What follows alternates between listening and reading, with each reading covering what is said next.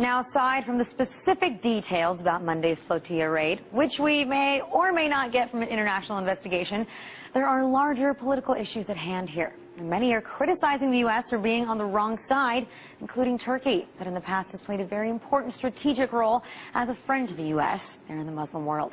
Well, earlier I caught up with Cenk Uygur of the Young Turks to get his take on the entire situation, and I first asked him what he thinks of the U.S. response. Are they being wishy-washy or clearly taking Israel's side? Well, first, of course they're being wishy-washy, but it's hard to say they're not supporting Israel all the way. How much more could they support them? Should they get out there and go, yay, 9 people were killed? That rocks. I mean, they've done just about everything else they can to support Israel. There's a great article in Foreign Policy magazine explaining step-by-step how Obama called Netanyahu 3 different times to basically ask him, what can I do for you? And then the Israeli spokesperson bragged, Mark Regev did, saying America successfully watered down the United Nations resolution. So we're not looking at this from a neutral perspective. And by the way, we shouldn't be, except we should be on the other side. Why? An American citizen was apparently executed on board. This gentleman, Doan, was shot in the chest 1 time, and he was shot in the head 4 times at close range. I don't see how you can think of that as anything but an execution.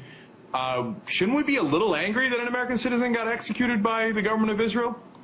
Yeah, well, first of all, those statements that you brought up, I'm happy you brought them up. We showed them here yesterday on the show because Michael Oren, the Israeli ambassador to the U.S., had said the exact same thing, that they were very thankful for the U.S. convincing the UN to water down, soften their stance. They also were very happy that Bibi and Obama did get talk on the phone 3 times.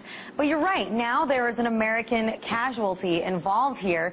However, this man did spend most of his life since he was 2 years old living in Turkey. But do you think that this is going to bring out a little more emotion in Americans? Does this change the playing field at all?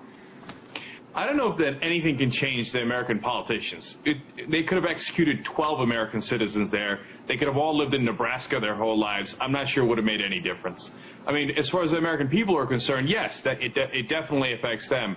But the politicians are so thoroughly in the pocket of the Israeli lobby here. And I don't say that in a derogatory way. It's just AIPAC has figured out a brilliant way of capturing the politicians, as have our multinational corporations, etc., and the NRA. They've just done a brilliant job at it, so nobody's going to break that lock. I mean, so he lived in Turkey, so what? I mean, can you imagine if there was a Jewish American who had lived in Israel most of his life, and Hamas had boarded that ship and shot him in the head 4 times? You think the Americans wouldn't call that terrorism? You think they wouldn't call that an execution of an American citizen by the terrorist group Hamas? Of course they would. So what's the difference?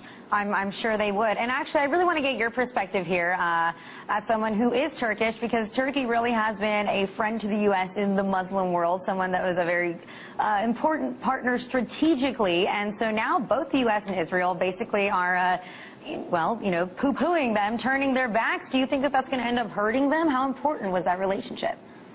Well, I think it's very important to the United States strategically. Turkey is a democratic country there and a secular country, and then certainly in a region of the world that they desperately need a shining example of a successful secular democracy.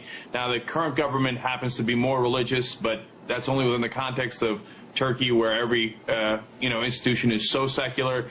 Of course, when the United States needed the help of Turkey with the Soviet Union, Turkey was there. When they need help in every other way, Turkey's there. But when Turkey needs help, is America there? Well, if it's not inconvenient to Israel, and in this case it was. So far, I mean, have you seen it? I haven't seen America really step up and defend their ally here. I don't know if people know this. Turkey's a NATO ally, and their flagship was attacked. Technically, legally, NATO was attacked by Israel. Is the U.S. doing anything about that? Nah, it's too inconvenient. NATO versus Israel, Israel wins every time in America. Well, the excuse that they're using here is that these weren't, in fact, peaceful activists on that flotilla, but they were members of an extremist Turkish organization that has ties to al-Qaeda. Is there any truth behind that? Okay, first of all, the ties to al-Qaeda is nonsense. Haaretz, a paper in Israel, just put out an editorial today saying, hey, I mean, how far or how low is the Israeli government going to go here in their excuses? Next is an Irish ship coming in. Are they going to say the Irish ship has al-Qaeda ties? It's just easy to say because Turkey's a Muslim country. Yeah, they're all terrorists. They all have connections to al-Qaeda. It's absolute nonsense. As far as whether there was a confrontation on the ship, there absolutely was. You could see it in the video, no question, that the people on board were using sticks, etc., right? Now, if your ship is being boarded in international waters illegally, again, think about it this way. If Hamas was boarding that ship, would anybody in America say that the people on board should not have defended themselves? No one would say that, right? But since Israel's boarding the ship, everybody has to lie down. And honestly, that's what I would have done. And that's what I would have encouraged everybody on the ship to do. I don't think it helped them at all to attack the commandos with whatever they had on board, whether it was plates or marbles or whatever it might be. But the fact is, they were in the right legally, they were defending themselves, and they didn't ask to get executed on board. Cenk, well, what I really want to ask you about here is it doesn't really matter, I think, what they were perhaps defending themselves with, be it marbles or simple, bars that they had. One of the things that Israel is getting a lot of flack for is that they're not releasing the full videotapes. They're releasing 1-minute-long edited versions. This is what a lot of people would call hasbara, their PR spin machine. But why do you think that they are doing that? Isn't that just hurting themselves more? Well, no, they have this great spin on this where they say, look, these are the people attacking us. Can't you see it? We released 2 minutes out of the hours of video that we have.